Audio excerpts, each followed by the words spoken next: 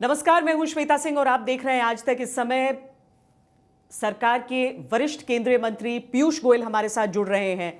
9 साल का कार्यकाल एक बहुत लंबा दायरा होता है जिसके जरिए आकलन न केवल सरकार का होता है बल्कि जनता एक तरह से 1 साल बाद जो निर्णय लेगी वो इन 9 और आने वाला जो एक आखिरी साल है इस दूसरे कार्यकाल का, उस पर निर्भर होगा। पीयूष गोयल जी, बहुत स्वागत है आपका। कितना आपको लगता है काम हो गया है और कितना अभी बाकी है? नमस्कार। लोगों के बीच और विपक्षी एकता के बीच क्या उस एक लकीर को तलाशा जा सकता है इस समय? देखिए, जीवन में कभी भी काम जितना भी कर लो आपको कम लगता है। आपको लगता है कि और मुझे करनी है, और मेहनत करनी है, मुझे और अचीव करना है। वही तो दुनिया को आगे लेके जाते हैं। मनुष्य की प्रकृति जब तक आगे आशा और अपेक्षा से नहीं भरी हुई हो तब तक आगे नहीं बढ़ता है। और देश की भी स्थिति आज जो 9 वर्षों में बदली है, जो ट्रांसफॉर्मेटिव रिफॉर्म्स हुए हैं, जो बदलाव हुआ है इस देश में, अमूलचूल परिवर्तन हुआ है देश की अर्थव्यवस्था में, देश के कामकाज में, देश के काम करने के ढंग में, देश के विश्व के सामने छवि में। इस सब से आज समाधान भी होता है, पर साथ में ये भी विश्वास और बढ़ जाता है कि आगे चल के हमें बहुत काम करना है, बहुत आगे रास्ता नापना है, जिससे 2047 तक हम एक विकसित देश बन सके। एक अच्छी आधारशिला, एक नींव रखी गई है 9 वर्ष में। समाज के हर वर्ग तक लाभ पहुंचाने का काम किया गया है। हर एक दृष्टिकोण से भारत का जो नई चीजें आई हैं, भारत में जो बदलाव आया है, जिसको हम कहते हैं विरासत, को भी हमने बढ़ावा दिया, विकास भी तेज गति से किया। इसको मद्देनजर रखते हुए मुझे लगता है कि देश सही रास्ते पर है। आज फ्रेजाइल 5 इकोनॉमी आज से 10 साल पहले विश्व की 5वीं सबसे बड़ी इकोनॉमी बन गई और 4-5 साल में हम 3री सबसे बड़ी इकोनॉमी बन जाए। ऐसी परिस्थिति में मैं विश्वास के साथ कह सकता हूं, भारत की जनता की आशा अपेक्षाओं के ऊपर खरा उतरी है ये सरकार, और हम वास्तव में कृतज्ञता महसूस करते हैं, धन्यवाद करना चाहते हैं भारत के लोगों का, जिन्होंने हमें 2 बार पूर्ण बहुमत के साथ एक निर्णायक मजबूत सरकार बनाने का मौका दिया और जनता की सेवा करने का मौका दिया। पीयूष जी, कर्नाटक चुनाव के जब नतीजे आए तो विपक्ष ने एक तरीके से उसे मोदी सरकार की लोकप्रियता के डिक्लाइन के तौर पर देखा। आप लोग किस नजर से देखते हैं? देखिए, मोदी सरकार केंद्र में काम कर रही है।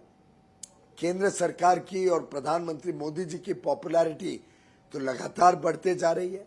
आप ही का चैनल जो सर्वेस करता है, जो ट्रैकिंग सर्वेस करता है, जो कर्नाटक चुनाव के दौरान भी जो सर्वेस करता था, वो बताता था कि प्रधानमंत्री नरेंद्र मोदी एकमात्र ऐसे नेता हैं जिनकी 9 वर्ष तक लगातार पॉपुलैरिटी बहुत हाई रही है, और विश्व में आज वो पहले नेता है जो 9 वर्ष तक मोस्ट पॉपुलर लीडर के रूप में उभरे। चाहे भारत हो चाहे विश्व हो, दोनों प्रधानमंत्री नरेंद्र मोदी जी के काम से आकर्षित हुए, काम से प्रभावित हुए, उनके ऊपर विश्वास रखते हैं। और मेरा मानना है कि राज्य के चुनाव में अलग अलग कारण भी होते हैं, उसके विश्लेषण भी होता रहता है, लेकिन प्रधानमंत्री मोदी जी के नेतृत्व और उनके कामकाज पर किसी को कोई संदेह नहीं है, पूरा विश्वास है। वित्त व्यवस्था की आपको बहुत गहरी समझ है पीयूष जी, इसलिए आपसे मैं समझना चाहती हूँ कि अगर सरकार को घेरने के जो मुद्दे उठाए जाते हैं, ठीक है, तानाशाही की भी बात की जाती है, उस पर भी मैं आपसे पूछूंगी क्योंकि लोकतंत्र के मौत की बार बार दुहाई दी जाती है, लेकिन इसके साथ ही महंगाई, बेरोजगारी, ये सारे मुद्दे लेकर प्रहार बहुत तीखे किए जाते हैं आपकी सरकार पर। देखिए, प्रहार में कुछ भी बात बोलने में कोई रोक नहीं लगाई जाती, और स्वाभाविक रूप से आप लोकतंत्र की बात कर रहे हो, प्रहार कर सकते हैं और सब कर रहे हैं, यही तो लोकतंत्र की सही पहचान और निशानी है। तो लोकतंत्र तो और ज्वलंत हुआ है और मजबूत हुआ है मोदी जी के नेतृत्व में। वो तो सिद्ध हो गया, एक के बाद एक चुनाव हो रहे हैं, पूरी खुली छूट है सबको हमारा आलोचना करने के लिए। चुनाव के हार जीत दोनों होते हैं, जब चुनाव हारते हैं तो ईवीएम और हमारे ऊपर टिप्पणी करते हैं, जीतते हैं तो ईवीएम भी ठीक हो जाते हैं, इलेक्शन कमीशन भी ठीक हो जाता है। तो ये जो सिलेक्टिव बयान देने का जो सिलसिला है ऑपोजिशन का, जनता भी देख रही है, जनता भी समझ रही है। और रही बात महंगाई की, आज ये पहली बार है कि 9 वर्ष के दौरान भारत में इतनी स्टेबल महंगाई दर रही है। 4.5 पौने 5% एवरेज महंगाई दर 9 वर्ष तक भारत ने पहले कभी नहीं देखी। कांग्रेस के समय तो डबल डिजिट इन्फ्लेशन को ही नॉर्मल माना जाता था। और पीछे आप ही के चैनल पे मैं एक इंटरव्यू देख रहा था कि एक पूर्व वित्त मंत्री दूसरे उन्हीं की पार्टी के वित्त मंत्री को, जो आज नहीं रहे, बाद में राष्ट्रपति बने और आज नहीं रहे, उनको ब्लेम कर रहे थे कि उनकी वजह से 12% महंगाई थी कांग्रेस के समय। बड़ा दुर्भाग्यपूर्ण स्थिति है। सरकार एक होती है, सरकार का कामकाज मिला जुला होता है, एक साथ होता है, लेकिन वो कैसे अपनी जिम्मेदारी से झटक के एक व्यक्ति जो आज अपने आप को डिफेंड करने के लिए नहीं है, उन पे डालने की कोशिश कर रहे थे। ये है कांग्रेस की हालत। वैराज हमारी सरकार ऐसी है जो दिन रात महंगाई के ऊपर नियंत्रण रखती है। रिजर्व बैंक को हमने औपचारिक रूप से ये जिम्मेदारी दी है कि आपको महंगाई पे नियंत्रण रखना है, और सरकार, केंद्र सरकार और रिजर्व बैंक मिलके, जब विकसित देश भी जहां 1-2% महंगाई होती थी वहां 12% महंगाई चली गई, लेकिन भारत एक ऐसा देश है जिसमें 2% महंगाई बढ़ी थी, हम उसको भी फिर वापस काबू में लाने में सफल हुए। अब तक बीजेपी पर कटाक्ष किया जाता था कि आप लोग हमेशा इलेक्शन मोड में रहते हैं, लेकिन इस बार विपक्ष ने अपनी तैयारी बहुत जल्दी शुरू कर दी है। नीतीश कुमार अलग अलग राज्यों में जा रहे हैं और विपक्षी पार्टियों को एकजुट कर रहे हैं। सारे के सारे ऐसा लग रहा है कि एक दूसरे से अग्री कर रहे हैं। अगर जो इस समय आपके सारे ओपोनेंट्स एक साथ हैं वो वाकई साथ रह जाते हैं 2024 के लिए, परेशानी तो होगी पीयूष जी आप लोगों को?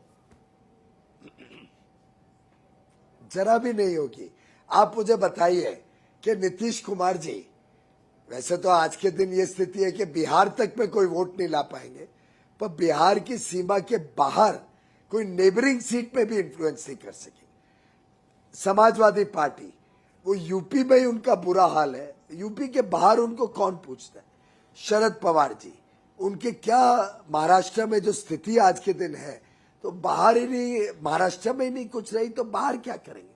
डीएमके स्टालिन साहब को तमिलनाडु के बाहर तो कोई पहचानेगा भी नहीं। तो ये जो विपक्ष को मिलजुल के बात करने, काम करने की या चुनाव लड़ने की बात है, उससे कोई केंद्र सरकार के चुनाव के, केंद्रीय चुनाव के परिणाम में कोई रत्ती पर भी फर्क नहीं पड़ेगा। अगर सबसे बड़ी वजह मैं आपसे पूछूं, क्योंकि 9 साल हो गए हैं और आप तीसरे कार्यकाल के लिए अगर जनता के सामने जाएंगे तो उसका आखिरी ईयर है अब आपके सामने, तो अगर मैं पूछूं कि आप अपने उन अहम कामों को बताएं कि जिसके कारण लोग आपको देंगे वोट, या केवल हम समझें कि प्रधानमंत्री के नाम पर ही होने वाला है 2024 का भी चुनाव? श्वेता जी, जब हम 9 वर्ष के लेखा जोखा को तैयार कर रहे थे लोगों के सामने पेश करने के लिए, तो पहली प्रेजेंटेशन 272 स्लाइड की बनी थी, 272 स्लाइड्स, और उसमें भी सिर्फ हम जो बड़े काम थे वही रख रहे थे।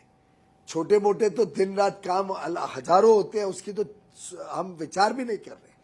मैं समझता हूं समाज के हर वर्ग को एक अच्छा भविष्य, उज्जवल भविष्य देने के लिए इतने सारे काम हुए जो बिना भेदभाव के ईमानदारी से जनता तक पहुंचे, जिसको हम सुशासन कह रहे हैं कि एकदम गुड गवर्नेंस की एक प्रतिबिंब रही है ये सरकार।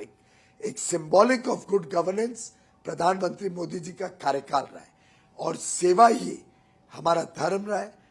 गरीब से गरीब व्यक्ति तक कैसे सरकार का काम पहुंचे, कैसे उनको जो विषयों ने दशकों तक लोगों को परेशान किया, चाहे वो रोटी कपड़ा मकान हो, चाहे स्वास्थ्य और शिक्षा हो, चाहे वो कौशल विकास का काम हो, चाहे वो अच्छी शिक्षा इस प्रकार की जो उनको हुनर भी दे और आगे उनको अपने पांव पे खड़े होने के लिए सशक्तिकरण का मार्ग बने। मैं समझता हूं आधारभूत सुविधाओं को जिस प्रकार से देश में बड़े पैमाने पे बढ़ाया गया है, इस वर्ष अकेले केंद्र बजट पे 10 लाख करोड़ सिर्फ इंफ्रास्ट्रक्चर पे खर्चा किया जा रहा है। इससे अपार संभावनाएं खुली हैं, रोजगार की भी, कामकाज की भी।